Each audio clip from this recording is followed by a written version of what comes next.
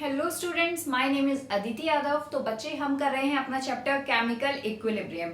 आज है हमारा पार्ट 2। फर्स्ट पार्ट में हमने मोल मेथड पढ़ा है इसका, और अब हम करेंगे मोल मेथड में हमने पढ़ा था जब डेल्टा एन जी आपका 0 के इक्वल होता है। ठीक है, वहां हमने HI से H2I2 ये वाली रिएक्शन का हमने एग्जाम्पल लिया था। अब हम करेंगे मोल मेथड में ही जब आपका delta N G greater than 0 होता है। ठीक है, और इसके जस्ट बाद हम करेंगे आपका डिग्री ऑफ डिसोसिएशन। राइट, तो स्टार्ट करते हैं।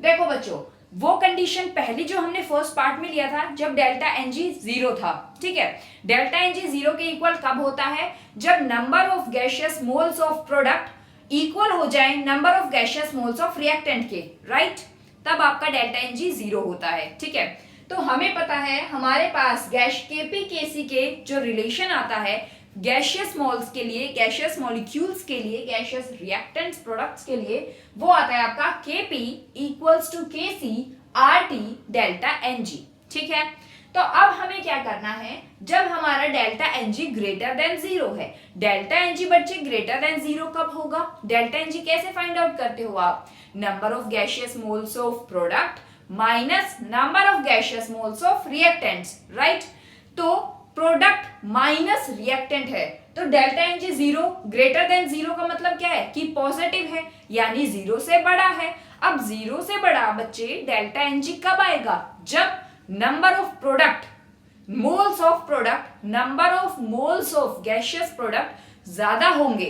Right, as compare to number of gaseous moles of reactant से। ठीक है, अब देखिए, हमने रिएक्शन ली है PCl5 से PCl3 प्लस Cl2, सारे गैसियस फॉर्म में है। राइट, देखिए क्या यहाँ ये कंडीशन सेटिस्फाई हो रही है कि delta N G greater than 0 है, यानी डेल्टा एन जी पॉजिटिव है? जी, सेटिस्फाई हो रही है। कैसे?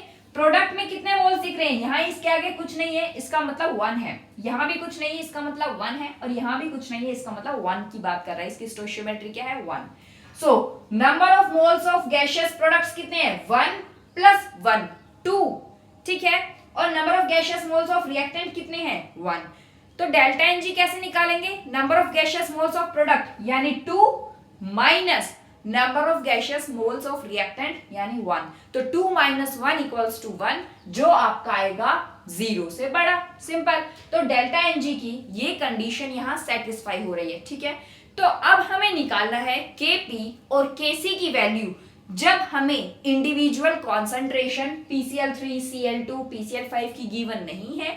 नंबर 2, जब हमें इंडिविजुअल प्रेशर यानी पार्शियल प्रेशर भी गिवन नहीं है PCl3, Cl2 और PCl5 का। ठीक है, आपको सिर्फ और सिर्फ मोल्स गिवन है। अगर आपको बच्चे कॉन्सेंट्रेशन और प्रेशर गिवन होता तो आप कॉन्सेंट्रेशन और प्रेशर ऐसे निकाल लेते कि Kc इक्वल्स टू प्रोडक्ट की कॉन्सेंट्रेशन अपॉन में रिएक्टेंट की कॉन्सेंट्रेशन। ठीक है, Kp भी सिमिलरली निकलता कि Kp इक्वल्स टू आपका partial pressure of product divided by partial pressure of reactant. ठीक है, बट ना तो कॉन्सेंट्रेशन इंडिविजुअल गिवन है और ना ही यहाँ पे इम्पार्शियल प्रेशर गिवन है। ठीक है, तो अब क्या करना है आपको? सिर्फ गिवन है नंबर ऑफ मोल्स, और वो भी किसका गिवन है बच्चे? आपको PCl5 का। ऑब्वियसली, क्योंकि जब कोई भी रिएक्शन शुरू होती है तो शुरू में तो रिएक्टेंट ही है आपके पास। जैसे जैसे रिएक्शन आगे प्रोसीड करेगी तभी तो आपके पास कुछ प्रोडक्ट आएगा। राइट, तो देखिए इनिशियल मोल्स हमने कंसीडर कर लिए हैं। PCl5 के इनिशियल मोल्स हैं A। अभी रिएक्शन स्टार्ट हुई नहीं है, तो इसीलिए PCl3 और Cl2 कुछ भी नहीं बना है। ठीक है, तो PCl3 और Cl2 के 0 मोल्स। राइट, अब बात करते हैं बच्चे हम इक्विलिब्रियम पे। मान लो हमारी रिएक्शन पहुंच गई। अब इक्विलिब्रियम पे रिएक्शन पहुंची तो मान लेते हैं कि A मोल PCl5 के हमारे पास A मोल थे, उसमें से X मोल्स जो है वो डिसोशिएट हो गए और किस में कन्वर्ट हो गए? PCl3 में और Cl2 में। ठीक है, अब आप ये पूछेंगे, देखो A माइनस एक्स, अब PCl5 कितना बचा? A माइनस एक्स, यानी A मोल में से अगर मैं X माइनस कर देती हूँ, जो डिसोशिएट हो गया, जो प्रोडक्ट में कन्वर्ट हो गया, अगर मैं उसे माइनस कर दूं तो आपके पास number of moles of PCl5 आ जाएगा। हाँ जी, आ जाएगा। ठीक है, और PCl3 कितना बना? X, और Cl2 कितना बना? X।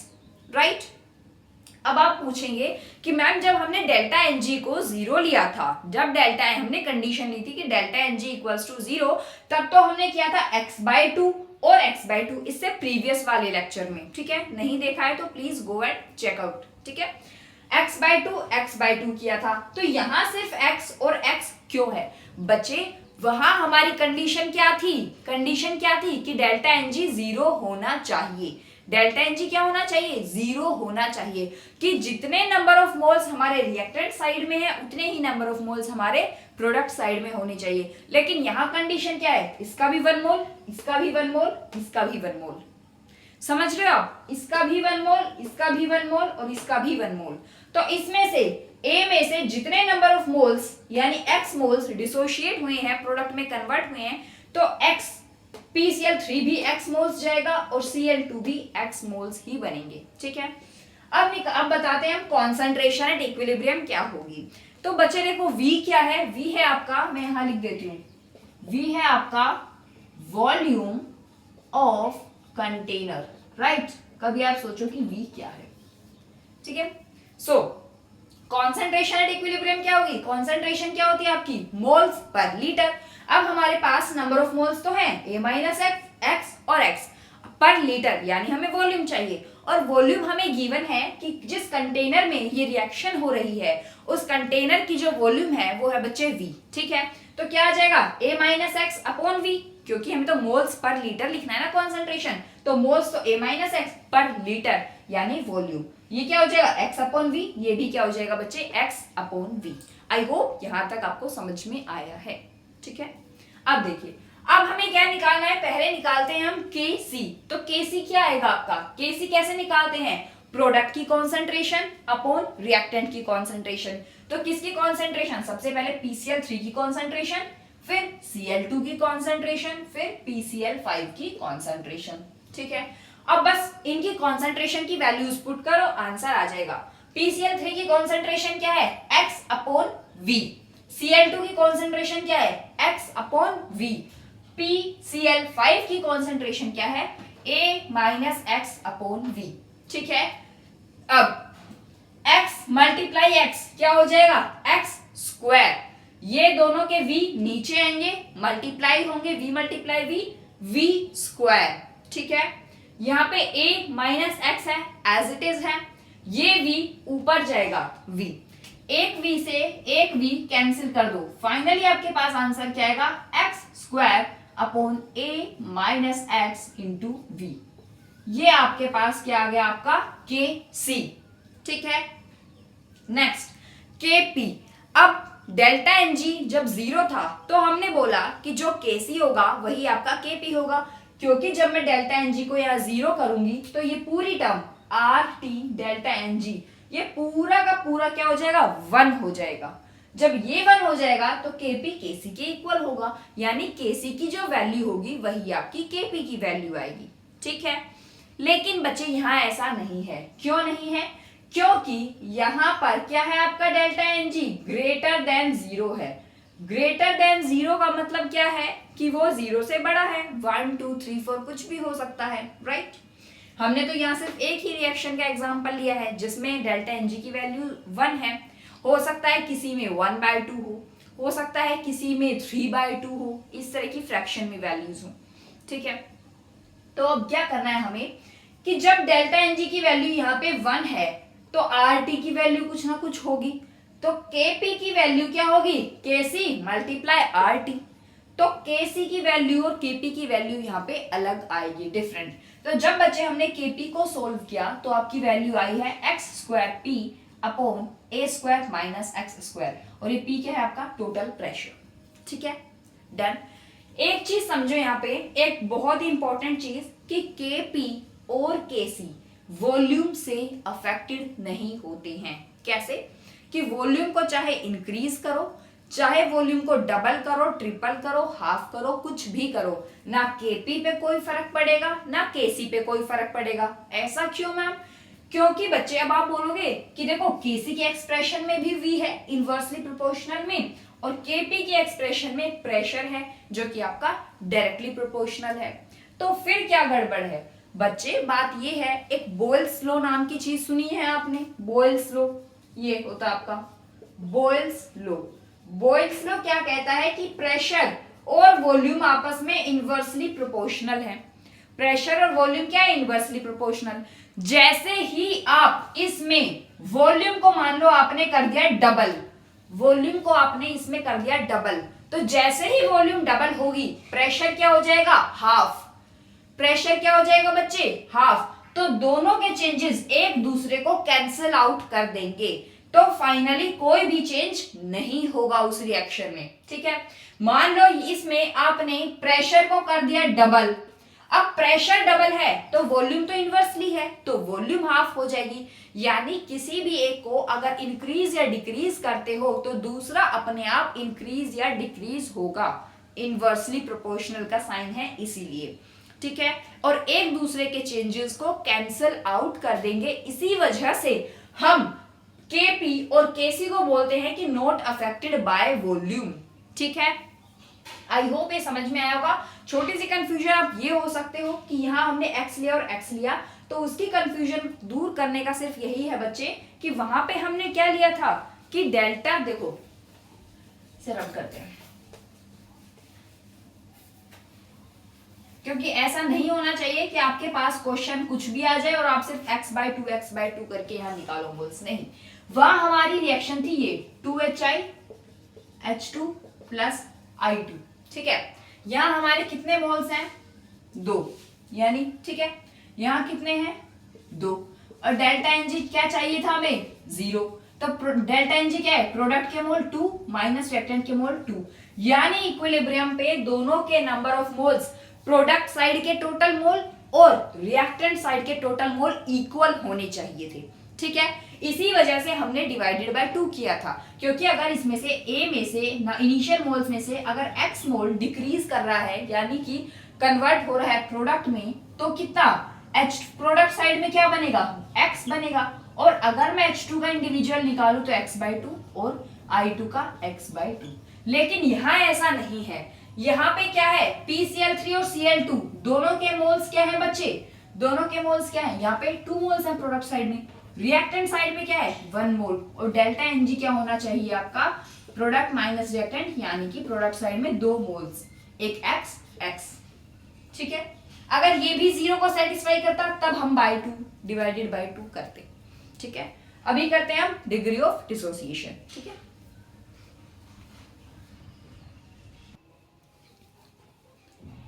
देखो अब करना है हमें डिग्री ऑफ डिसोसिएशन। ठीक है, डिग्री ऑफ डिसोसिएशन को बच्चे डिनोट किया जाता है अल्फा से। ठीक है, देखो यहाँ पे भी हम कंडीशन क्या ले रहे हैं पहले, जहां पर हमारा डेल्टा एनजी जो है वो इक्वल किसके है बच्चे? 0 के इक्वल है। अब डेल्टा एनजी 0 के इक्वल है, इसका मतलब क्या है कि number of gaseous moles of products और number of gaseous moles of reactants क्या है आपके? इक्वल है। ठीक है, तो वही हमने यहाँ एग्जांपल लिया, 2HI से बन रहा है आपका H2 प्लस I2।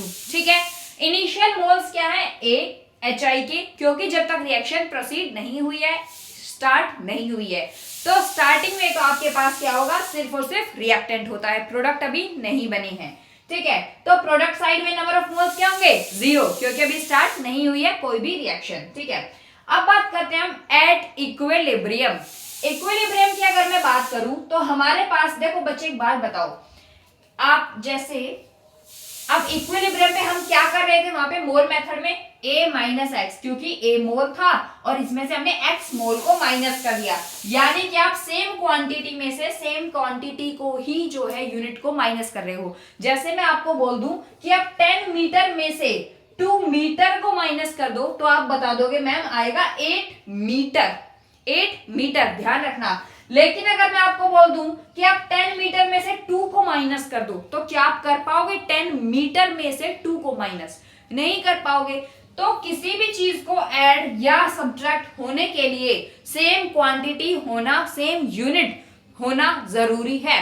ठीक है, सेम फिजिकल यूनिट होना जरूरी है। ठीक है, जैसे 10 मीटर में से आपने 2 मीटर माइनस करके 8 मीटर आंसर बता दिया, लेकिन आप 10 मीटर में से 2 माइनस नहीं कर सकते। इसको माइनस तब कर पाओगे जब यहाँ पे आपके पास जो क्वांटिटी है वो भी मीटर में ही हो। तो सेम यही बात हमें यहां समझनी है। देखो अगर मैं ए में से, और देखो बच्चे डिग्री ऑफ डिसोसिएशन क्या है, डिग्री ऑफ डिसोसिएशन है कि कोई भी एसिड टूट के अपने कॉन्स्टिट्यूएंट आयंस में कितना ब्रेक हो रहा है। जैसे HI जो है वो कितना डिसोशिएट हो रहा है अपने कॉन्स्टिट्यूएंट आयंस में। कॉन्स्टिट्यूएंट आयंस का मतलब होता है कि वो जिन आयंस से मिलकर बना होता है। तो HI किससे बना है, H2 और I2 से। सिंपल, ठीक है। और ज्यादा डीपली देखना है तो मैंने इससे प्रीवियस वाला जो लेक्चर है उसमें मैंने ये कवर कराया नहीं, जिसमें मैंने केपी और केसी का रिलेशन समझाया है ना, केपी और केसी का रिलेशन क्या है, उस वाले लेक्चर में मैंने डिग्री ऑफ डिसोसिएशन के बारे में वहां मैं डिस्कस कर चुकी हूं। तो यहाँ ज्यादा डीपली नहीं करूंगी, ठीक है, क्योंकि फिर वो लेक्चर दोबारा से रिपीट हो जाएगा, उसका कोई बेनिफिट नहीं है, ठीक है। तो देखो हमें क्या करना है, इक्विलिब्रियम पे हम देखो जैसे हम कर रहे थे A माइनस एक्स मोल, यानी A भी मोल था X भी मोल था, तो हमें क्या मिल रहा था, रिजल्टेंट मोल्स मिल रहे थे। सेम क्वांटिटी माइनस कर दिया, आंसर आ गया। अब हमें इक्विलिब्रियम पे यहाँ पे भी हमें नंबर ऑफ मोल्स चाहिए, तो कैसे माइनस करोगे, सीधा आप A में से डिग्री ऑफ डिसोसिएशन यानी कितना डिसोशिएट हुआ है अल्फा, सीधा अल्फा तो नहीं कर सकते, A यानी कि ये है आपका नंबर ऑफ मोल्स। अब नंबर ऑफ मोल्स में से डिग्री ऑफ डिसोसिएशन कैसे कर सकते हो बच्चे माइनस, जब दोनों की जो है यूनिट वो सेम ही नहीं है। तो इसे सिमिलर बनाने के लिए हम क्या कर देते हैं, यहाँ अल्फा की जगह हम लिख देते हैं A अल्फा। क्या कर देते हैं, A अल्फा। अब क्या हो गया, ये A क्या है, मोल्स, तो A में से A अल्फा, A क्या है, मोल्स, तो A में से A अल्फा को अब आप माइनस कर सकते हो, ठीक है। तो यहाँ पे हमने इसीलिए लिखा है A माइनस A अल्फा, तो यहाँ पे वही डेल्टा Ng 0 करना है, तो डिवाइडेड बाय 2 करना है, तो क्या होगा A alpha by 2, A alpha by 2, ठीक है। अब कॉन्सेंट्रेशन एट इक्विलिब्रियम क्या होगा, वही है, वॉल्यूम ऑफ द कंटेनर क्या है, V है, तो कॉन्सेंट्रेशन क्या होती है बच्चे, मोल्स पर लीटर, तो मोल्स है हमारे पास A minus A alpha, litre यानी volume divided by volume. Similarly A alpha by 2 moles है, डिवाइड कर दो यहाँ पे वॉल्यूम से, ठीक है। सिमिलरली I2 का A अल्फा बाय 2V, ठीक है, कॉन्सेंट्रेशन आ गई। अब Kc निकालना है हमें, Kc क्या होगा, प्रोडक्ट की कॉन्सेंट्रेशन यानी H2 और I2 की individual concentration divided by reactant की कॉन्सेंट्रेशन, तो रिएक्टेंट की कॉन्सेंट्रेशन क्या है, HI, ठीक है। और अगर कोई स्टोइचियोमेट्रिक कोफिशिएंट है तो वो रेज टू द पावर में चला जाएगा। HI के पास स्टोइचियोमेट्रिक कोफिशिएंट है 2, ठीक है, तो ये पावर में चला गया, ठीक है, 2। अब Kc, अब इनकी वैल्यूज रख दो, यहां पे क्या करो आप इनकी वैल्यूज रख दो, तो H2 की कॉन्सेंट्रेशन क्या है, A अल्फा बाय 2V, तो मैंने लिख दिया A अल्फा बाय 2V, ठीक है। I2 की कॉन्सेंट्रेशन क्या है, A अल्फा बाय 2V, तो लिख दिया A अल्फा बाय 2V, ठीक है। HI की concentration A minus A alpha bye V, तो A minus A alpha bye V, और यहाँ पे क्या है इसका होल स्क्वायर, ठीक है, लिख दिया हमने। अब इसको सॉल्व करते हैं, A अल्फा अपॉन ये 2V नीचे आएगा, फिर हमने लिखा है A माइनस A अल्फा का होल स्क्वायर, और ये V स्क्वायर बाहर निकल आया आपका, ठीक है। फिर उसके बाद है ये वाला A अल्फा लिखा और ये 2V नीचे आएगा, ठीक है। अब Kc क्या हो जाएगा आपका, A alpha multiply A alpha क्या हो जाएगा, A स्क्वायर अल्फा स्क्वायर, ठीक है। यहां जो V स्क्वायर है ये ऊपर चला जाएगा, तो क्या हो जाएगा A स्क्वायर अल्फा स्क्वायर, और ये V स्क्वायर ऊपर गया तो V स्क्वायर, ठीक है। नीचे क्या होगा, 2V मल्टीप्लाई 2V, ये रहा ना 2V multiply 2V 4V square, ठीक है। अब देखो ये क्या है, A माइनस A अल्फा का होल स्क्वायर, ठीक है। इसे ओपन करेंगे तो A का भी स्क्वायर होगा, यहां भी A स्क्वायर अल्फा स्क्वायर होगा, ठीक है। तो क्या आपको कॉमन दिख रहा है कि इसमें A स्क्वायर, इसको जब ओपन करेंगे तो स्क्वायर में जाएंगी ना सारी चीजें, A स्क्वायर अल्फा स्क्वायर करके सारी चीजें कॉमन जाएंगी, ठीक है। तो इसमें से आप स्क्वायर में जाएंगी सारी चीजें, तो इसमें से कॉमन क्या निकाल लेंगे हम, A स्क्वायर को कॉमन निकाल लेंगे, और अंदर रह जाएगा आपका 1 माइनस अल्फा का होल स्क्वायर, क्या रह जाएगा 1 माइनस अल्फा का होल स्क्वायर। तो बस अब क्या करना है, आप देखो कोई चीज कॉमन है, हाँ A स्क्वायर से A square cancel, V square से V स्क्वायर कैंसिल, तो Kc आपके पास आ गया alpha square upon 4 1 minus alpha square. अब इसका केसी मैंने निकाल दिया है और अब आपकी ड्यूटी है, आपका होमवर्क है कि आप इसका केपी फाइंड आउट करके मुझे बताएं कमेंट सेक्शन में, ठीक है। तो डिग्री ऑफ डिसोसिएशन हो गया है। अब नेक्स्ट जो लेक्चर आएगा उसमें इसके कुछ क्वेश्चंस कर लेंगे। सो आई होप ये लेक्चर आपको समझ आया है। कोई भी क्वेरी हो तो प्लीज कमेंट सेक्शन में कमेंट कीजिए। Till then bye bye, stay healthy, stay happy.